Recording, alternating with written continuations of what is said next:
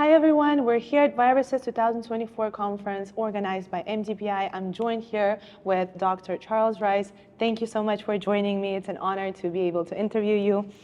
Let me get to my questions right away. Your work has been instrumental in understanding hepatitis C virus and its pathogenesis. Could you highlight the most significant findings or breakthroughs in your research that have contributed to our understanding of HCV and its impact on human health? Yeah, well, I mean, I think, our contributions are mainly on the side of molecular virology. So we sort of began to, try and modify sort of hepatitis C so that we could study it in cell culture. And one of the sort of problems that we ran into is that none of the constructs that we tried worked. And it turned out that we were actually missing a piece at the 3' end of the genome RNA of the virus. So, these small RNA viruses need everything that they encode in order to replicate. So we found this sequence that had been missing of about 100 bases. Oh, wow. And we thought that was the secret of actually getting a, sort of a molecularly cloned copy of the virus to work. But it wasn't. It turned out that our clones had a bunch of mistakes. And so we had to sort of correct those. And then when we did that, then the question with hepatitis C was, well, if you can't grow the virus in culture, how do you test something to see if it works? And the only way that we could do that for hepatitis C was actually to take RNA from this construct and use it to inoculate in the liver a chimpanzee. Oh, wow. So you sort of inject this sort of naked RNA in the liver, hope some of it gets into a liver cell where the virus can replicate, and then it amplifies. And after many attempts at doing that, it finally worked. So I think that was, we finally knew that we had, a functional representation of the viral genome. Amazing, amazing, perfect. With your extensive experience, could you share your perspective on the current state of antiviral research and the most promising avenues for the development of novel antiviral strategies, not only for HCV, but also for any other viral infections?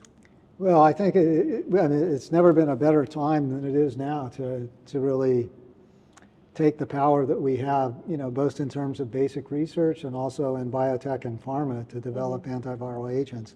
I think the main thing is really, the cost of doing that. So the preclinical part of it, sort of finding compounds that are promising that inhibit a particular viral activity is the most focused way to do it. But then there are also other things that you could go after, like a pathway in the cell that the virus needs that you might be able to inhibit or modulate so that the virus can't use it anymore. So these are called sort of like host targeting things. So these host targeting agents are one class, direct acting antivirals are another class. And in terms of really today, what we can do, I think, is move relatively quickly from this sort of discovery of, say, a new pandemic, virus, to being able to discern what are the functions that viral genome encodes that the virus needs in order to replicate, and then set up assays to screen for compounds and so on. But those are still relatively slow. And even in the case of SARS-CoV-2, some of the compounds that ended up working were repurposed for other purposes, or based on knowledge, say, for hepatitis C antiviral drugs. So we have a lot of power at hand, and so I think we can be fast. The problem is, I think, that we kind of go in this sort of cyclic enthusiasm about going after antiviral drugs. So I think if we could move more of them to the stage before which it's going to cost a lot to do a phase 2, phase 3 clinical trial. So that we're ready to do that if something pops up. And also going after targets that are potentially going to provide more broad spectrum coverage. I sort of, talked about that sort of in a secondary way in my talk this morning at the conference, where maybe by figuring out how to prime sort of innate immune responses, like interferon does, for example, it creates this miraculous antiviral state. We might be able to come up with ways of administering a therapy that would protect against a broad collection of different viruses. Whereas, antiviral drugs are often much more targeted. Yeah. So anyway, I think we can do it. The question is whether or not there's the financial wherewithal Yeah. to really put in a sustained effort rather than, oh, now we have a crisis, got to develop this, okay, it goes away, now we forget, everything's fine, no worries. Yeah, yeah. And so we need to be more proactive than reactive, I think. That does make sense. Thank you. Okay. Having received numerous prestigious awards, including the Nobel Prize, by the way, congratulations, what advice do you have for aspiring virologists and researchers entering the field today, especially in the context of addressing global health challenges posed by infectious diseases?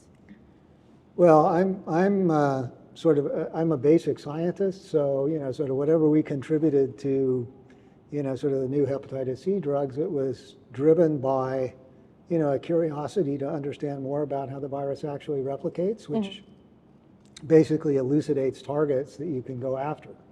And also systems that you can use to screen and evaluate potential antiviral drugs. So I think, the most important ingredient of success is to find people that have a real, sort of passion for something, a real sort of curiosity, a drive that, they're going to try and understand more about what they're interested in, and the curiosity that drives that no matter what. Yeah. And it's really sort of passion and curiosity, because I think a lot of science really requires, you're going to run into roadblocks. For sure. Things are not always going to work. Yeah. So it's really important to, for your, if possible, your career to be, kind of your hobby. Absolutely. There's nothing that you'd rather be doing than figuring out this problem, or, sort of studying this, or doing an experiment to test a crazy idea that you might have.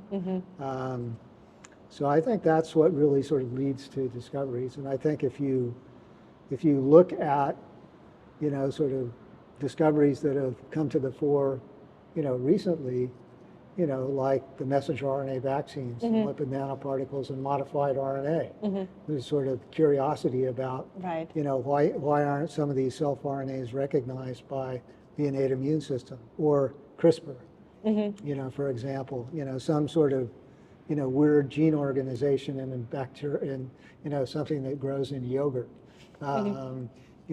That wouldn't be something that you would say for NIH, you need to fund this research because it's going to become the next greatest, sort of therapy.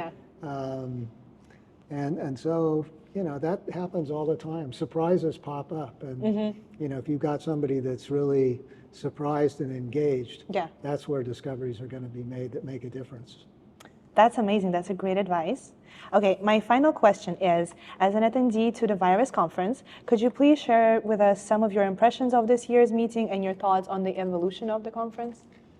Well, this is only my second sort of viruses conference. And we're only like, sort of 1/8 of the way into sort of the conference. But so far, I've been impressed with the venue.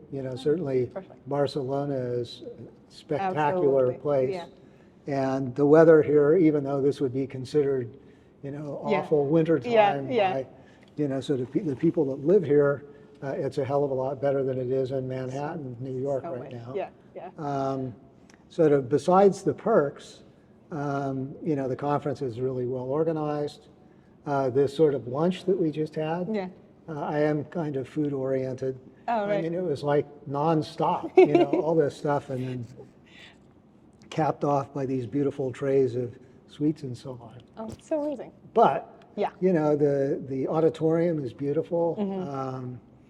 There's plenty of room to sit. The talks have really been spectacular. We had sort of chalk talks, I guess, that were sort of short talks. And they've all been, just top notch, and I'm looking forward to sort of more of that as the conference moves on. And a lot of youthful enthusiasm too. Which is important to see these sort of young scientists that are going to be the next generation of science, enthusiastic about what they're doing. For sure. Amazing. Well, thank you so much. These were all my questions. It was an honor to interview you. Okay, my pleasure. That's it. Okay. you.